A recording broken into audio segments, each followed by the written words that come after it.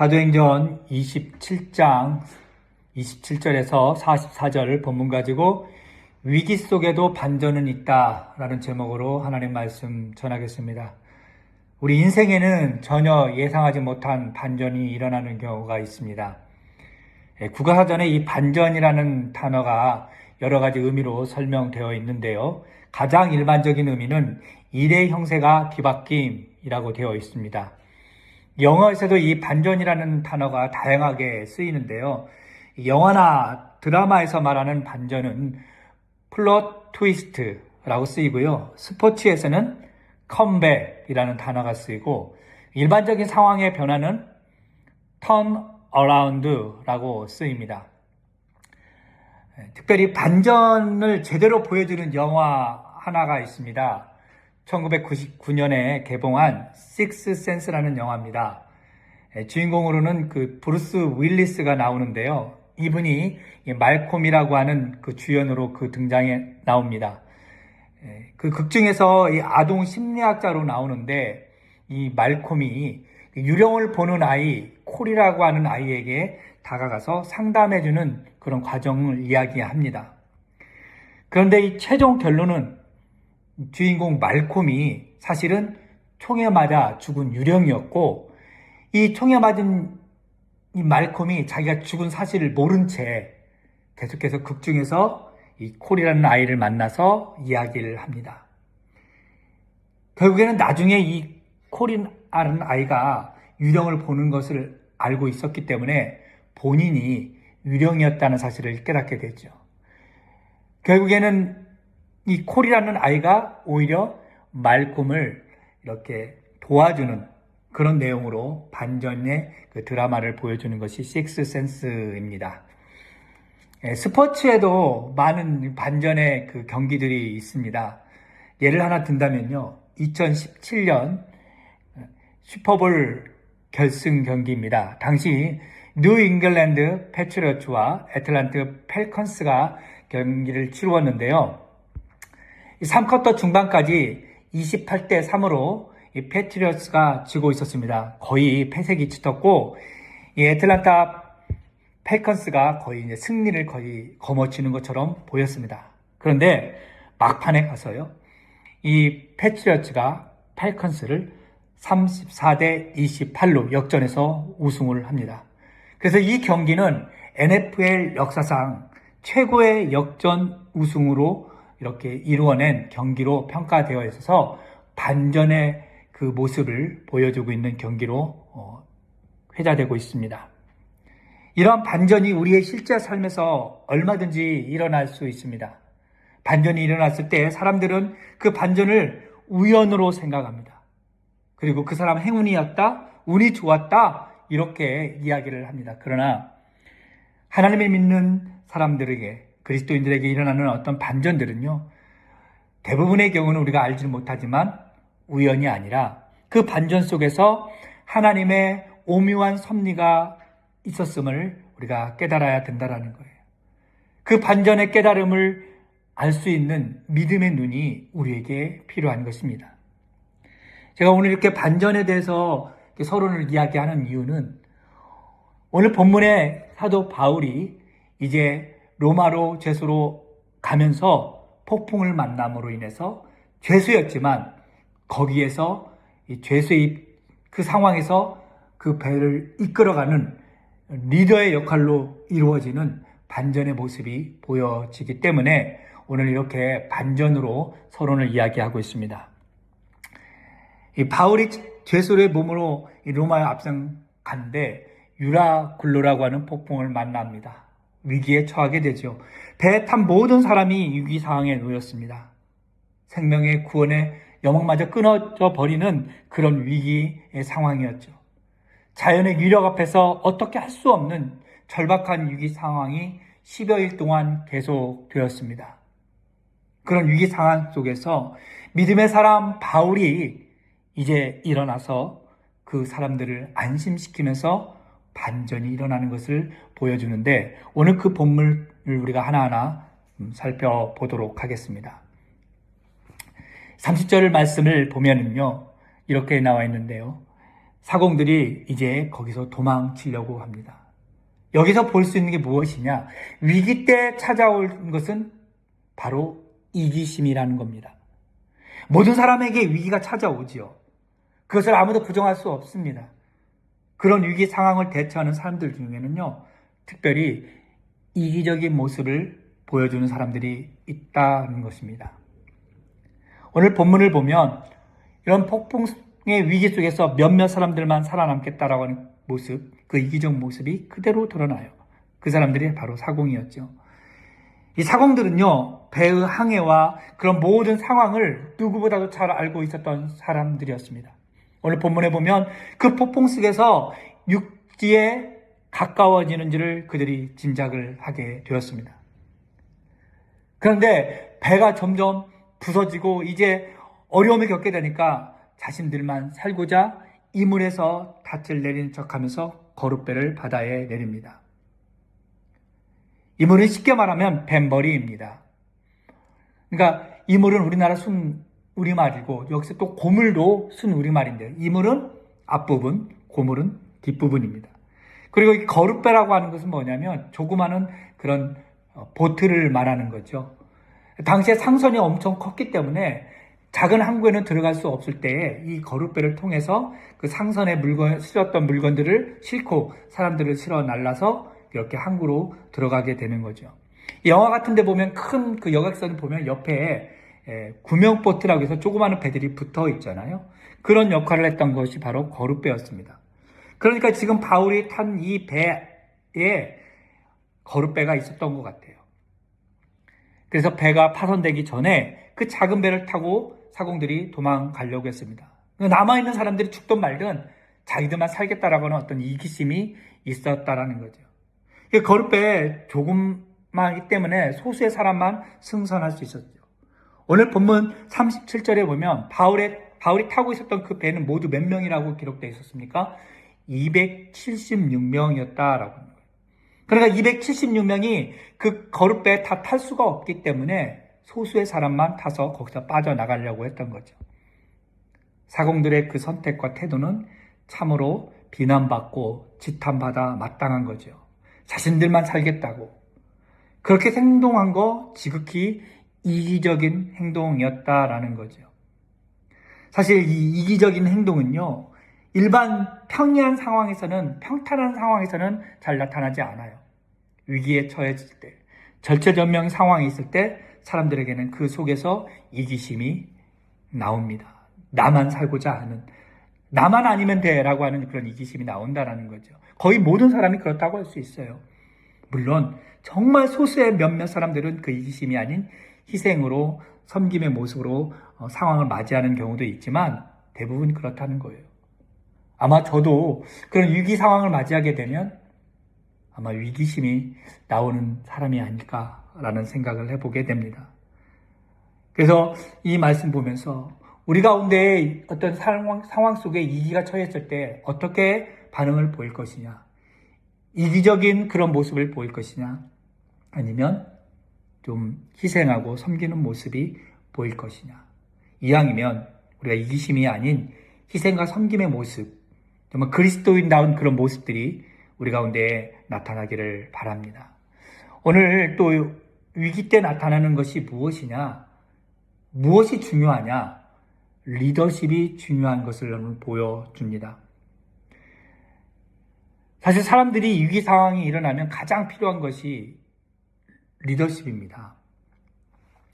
일반 사람들은 그런 어려운 위기 상황이 닥치면요, 판단력이나 상황 분석력 이런 것들이 현저히 떨어집니다. 대체 능력들이 떨어지는 거죠. 그래서 우왕좌왕하기 쉽습니다. 그렇기 때문에 그 위기 상황을 제대로 읽고 그 위기 상황에 맞는 대처 능력을 적절히 세워갈 수 있는 그런 리더십이 위기 상황 때는 필요하죠. 오늘 본문에서는 바울이 그 위기 상황 속에서 필요한 리더십을 잘 보여주고 있습니다. 바울은 사공들이 자신들만 살겠다라고 거룻배를 내리는 상황을 알고 있었습니다. 그래서 백부장과 군인들에게 이 사실을 알렸습니다. 사실 그런 다급한 상황에서 만약에 바울이 이 힘을 가지고 있었더라면 나만이라도 살아야 되겠다라고 한다면 사공들에게 다가가서 나도 그 거룻배에 태워달라고, 내가 군인들과 백부장에게 말하지 않겠다라고 아마 몰래 뒷거래를 했을지도 모르겠어요. 그런데 바울은 그렇게 하지 않았죠. 바울은 하나님께서 그 배에 탄 사람들을 자신에게 주었다는 것을 믿었습니다. 그것을 소명으로 받았다는 거예요. 그래서 백부장과 군인들에게 알린 것이에요. 결국 사공들의 그 이기심에서 비롯된 그 거룻배 탈출은 실패로 돌아가게 되었습니다. 바울은 죄수였지만 어느새 그 배에 리더의 자리에 올라 있었습니다. 배가 처음 출발할 때 어땠죠? 이번 항해는 어려울 거라고 말했습니다. 그때 사람들은 바울의 말을 전혀 기울이지 않았어요. 백부장은 오히려 선장과 선주의 말을 더 기울였죠. 한낱 죄수의 말을 무시했던 거죠. 그런데 이런 위기 상황이 오니까 사공들이 도망할 것을 바울이 알렸을 때 백부장과 군인들은 바울의 말에 귀를 기울였고 그 말을 따라 거룻줄을 끊어버렸습니다. 그리고 어땠어요? 그 다음에 거룻줄을 끊은 다음에 사람들에게 음식 먹기를 권했습니다. 33절을 보십시오. 그리고 머리카락 하나도 잃을 자가 없음을 말하고 있습니다. 다시 한번 이야기하죠. 그리고 무엇을 해요? 음식 나누어 주면서 감사 기도를 합니다. 지금 비바람이 치고 폭풍이 일어나고 정말 위태로운 상황 속에서 사람들을 안심시키면서 먹기를 권하고 여러분의 생명은 조금치도 머리털 하나도 상하지 않을 거라고 확신을 주고 하나님 앞에 기도하고 있다는 거예요. 그런 모습을 보니까 사람들이 어때요? 음식을 받아 먹습니다. 이 상황 속에서 바울의 리더십이 사람들을 이끌어가고 있었다라는 거죠. 백부장의 리더십이 발휘되지 않고 사공, 선장의 그런 리더십이 발휘되지 않고 죄인으로 압송되는 그 바울이 그 배에서 리더십이 나타나는 거죠. 위기 속에서 생각지도 못한 리더십, 반전이 일어나게 됐다라는 거죠. 바울이 이렇게 리더십을 발휘할 수 있었던 것이 무엇이었을까요? 그것은 하나님이 바울에게 주셨던 사명에 있었습니다. 하나님의 말씀을 그대로 붙드는 믿음이 있었기 때문에 그 위기 상황 속에서 반전을 일으키는 리더십이 나왔던 겁니다. 여러분, 위기 상황뿐만 아니라 우리의 일상의 삶 속에서도 이런 리더십이 우리에게 발휘되기를 바랍니다. 그렇게 되기 위해서 어떻게 해야 될까요? 바울처럼 하나님께서 주시는 사명을 붙들어야 되는 거예요. 하나님의 말씀을 믿음으로 받아들이면 되는 겁니다. 그리고 어려운 상황에서 놓치지 말아야 할 것, 하나님께 감사 기도하는 것. 이것이 위기 상황 속에서 반전을 보여주는 리더십이 나오게 된다는 거죠. 우리가 그것을 오늘 본문을 통해서 배워야 되는 거예요. 위기 상황 속에서 필요한 것이 돈이 아니고 사람이 아니고 어떤 능력이 아니라 하나님이 주신 사명과 말씀을 붙드는 믿음, 그것이 우리에게 필요합니다. 그런 리더십이 우리 가운데 있어야 되는 거예요. 우리 모두가 주님이 주시는 그런 리더십을 소유할 수 있기를 바랍니다. 이제 보면은 오늘 본문 말씀에 43절에 보면은 이제 배가 깨어지고 이제 부서지니까 죄수들이 이제 도망갈까 염려되니까 군인들이 죄수들을 다 죽이려고 그래요. 로마 법에 의하면 당시 자기가 지키고 있던 그 죄인들이 도망을 하게 되면 그 책임을 그 지키는 사람이 지었던 것 같아요. 우리가 이미 앞에서 살펴보았지만 빌립보의 감옥에 바울과 실라가 감옥에 착고에 맺혀서 갇혀 있을 때 그들이 찬송했을 때 옥문이 열리고 착고가 풀렸습니다. 그래서 죄인들이 도망간 줄 알고 그 간수장이 그것에 대해서 두려워서 자결하려고 그랬죠. 그런 모습들이라는 거예요. 죄인이 도망가면 지키는 사람이 문책을 당하기 때문에, 마찬가지로 오늘 배에서도 죄인들이 도망가면 그 군인들이 문책을 당하기 때문에 차라리 위기 상황 속에서 다 죽이고 나서 자기들의 그 면책을 피하려고 했던 거지요. 그 책임을 회피하려고 했었는데 여기서 백부장이 바울을 보호하려고, 생명을 살려주려고 하는 모습이 나옵니다. 그 전까지는 바울에 대해서 무관심했죠. 죄수로만 여겼습니다. 그런데 폭풍우 만나면서 사람들에게 안심하라 하고 먹을 것을 먹게 하고 하나님 앞에 기도하고 또 사공들이 도망간 것을 알려서 모두를 지키려고 했던 그 모습을 보면서, 아, 이 바울이라고 하는 사람은 보통 사람이 아니구나. 죄인이지만, 죄수지만 그가 믿는 하나님이 정말 특별한 분이고 이 바울이 특별한 사람이라는 것을 알았기에 이제 죄수지만 대우가 달라졌다라는 거지요.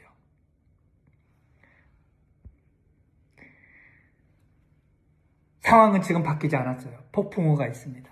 폐의 위험이 있습니다. 그런데 제수에서 목숨을 구조해주는 그런 도움을 받는 그 대우를 받게 됩니다. 여기에서 바로 하나님의 반전이 일어나는 거예요. 그냥 죽어도 할 말이 없는데 백부장의 그 마음에 감동이 일어나서 바울을 도와줘야 됐고 바울의 생명을 지켜야 되겠다라고 하는 그런 모습이, 그 반전의 모습이 있었다라는 거죠. 바울이 처음에는 인정받지 못했잖아요. 항해에 처음 출발할 때에는 무시당했죠. 마찬가지로 지금 다른 사람들에게 우리가 인정받지 못한다고 해서 낙심하지 않기를 바랍니다. 다른 사람들에게 무시받고 있는다고 해서 원망하지 마십시오. 하나님께서 때가 되면요, 하나님께서 나서서 우리의 대우를, 우리의 처우를 바꾸어 주신다는 거예요. 물론 상황은 똑같을 수 있어요. 환경은 똑같을 수 있어요. 그러나 하나님께서 일하시면 사람들이 우리를 보는 시선이, 우리를 대하는 태도가 바뀌어진다는 거예요. 우리가 생각했던 것 그 이상으로 하나님께서 멋지게 우리의 대우를 바꿔주신다라는 거죠. 그것들을 우리가 좀 경험했으면 좋겠습니다. 처음에 사람들이 무시하고 예수 믿는다고 무시하고 우리의 말에 귀를 기울이지 않다가 어떤 위기 속에서 나타나는 그런 모습이 뛰어넘게 되고 우리의 행동과 우리의 말로 인해서 바뀌어졌을 때 사람들의 시선이 바뀌어져서 우리를, 아, 저 사람은 정말 하나님을 믿는 사람이구나. 그래서 대우가 바뀌어지는 그런 경험들이 우리 가운데 있었으면 좋겠습니다. 결국 이기심으로 시작된 배 탈출 사건이 바울의 리더십으로 인해서 모든 사람들이 상륙하여 구조를 받게 되었다고 오늘 말씀하고 있습니다. 위기 속에서의 반전이 믿음의 사람 바울로부터 시작되었습니다. 저는 우리 모두가 어떤 위기가 우리에게 올 때에 그 위기를 뛰어넘는 반전의 계기를 삼는 그런 모습이 바로 우리 믿는 사람들로부터, 저와 여러분으로부터 그것들이 일어나는 놀라운 역사가 경험되어지기를 주님의 이름으로 축복합니다. 이제 다시 한번 말씀을 정리합니다. 위기의 순간이나 어떤 위기의 상황이 우리에게 언제나 찾아올 수 있습니다. 예외가 없습니다. 예수 믿는다고 해서 위기를 벗어나는 게 아니에요. 예수 안 믿는다고 위기상이 더 많아지는 것도 아닙니다. 누구에게나 찾아올 수 있는 그런 위기. 그때에 우리 믿는 사람들은 특별히 세상 사람과 달리 우리의 안에서 이기심이 드러나면 안 되는 겁니다. 오히려 이기심보다는 희생과 섬김의 모습이 있어야죠. 그리고 믿음의 사람으로서 그런 리더십이, 그 위기 상황 속에서 하나님이 주신 사명과 하나님의 말씀을 붙드는 믿음, 그리고 하나님께 감사 기도하는 그런 기도의 모습들, 그런 믿음의 모습들이 있을 때에 우리의 리더십이 보여지게 됩니다. 물론 상황은 변하지 않고 똑같을 수도 있어요. 달라지지 않을 수도 있어요. 그러나 우리의 믿음의 모습들, 그런 리더십들이 발휘될 때에 사람들은 우리의 보는 모습, 우리를 향한 시선이 달라진다라는 거죠. 대우가 달라지는 거예요.